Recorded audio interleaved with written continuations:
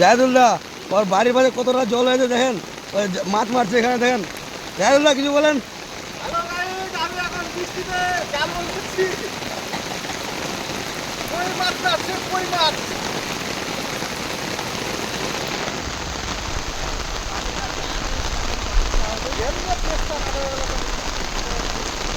দেখেন প্রচুর জল বেড়ে গেছে, দেখেন কতটা জল বেড়েছে।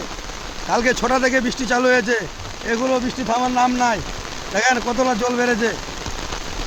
এই জাহিদুল্লাহ বাড়ির পাশে এই মাছ মারছে, দেখেন কতগুলো মাছ মারেছে।